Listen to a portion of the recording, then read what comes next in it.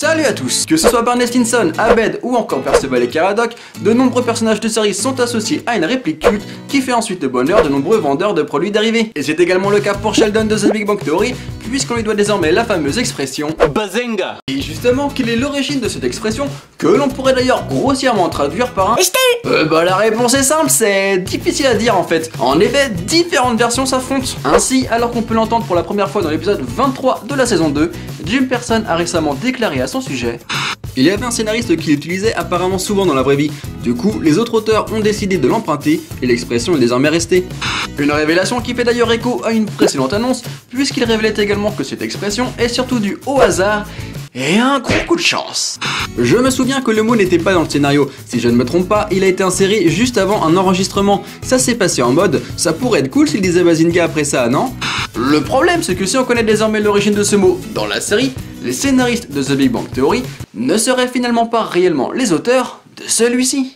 Et oui, alors que l'on peut découvrir Bazing, son dérivé sur Urban Dictionary depuis 2004, soit 3 ans avant les débuts de la comédie, un journaliste du Huffington Post a également révélé que l'on peut entendre Bazinga dans l'épisode 19 de la saison 7 de The X-Files diffusé en 2000, ainsi que dans l'épisode 11 de la saison 3 des Griffins diffusé en 2001. Et ouais. A noter par ailleurs du côté des légendes urbaines que certaines personnes affirment que ce mot est tiré du Klingon, la langue de Star Trek, tandis que d'autres personnes affirment que c'était le mot utilisé par les Tortues Ninja avant le succès de Kawabunga. Mais attention, elles n'ont jamais réellement été prouvées. Et pour terminer cette vidéo avec quelque chose d'enfin utile, je vous ai trouvé 3 anecdotes plutôt cool sur Bazinga. Premièrement, connaissez-vous la version française de Bazinga? Non? Eh bah tant mieux, parce que concrètement, c'est à chier. Ainsi, on a notamment le droit, tu m'auras pas, je t'ai eu, et blanc.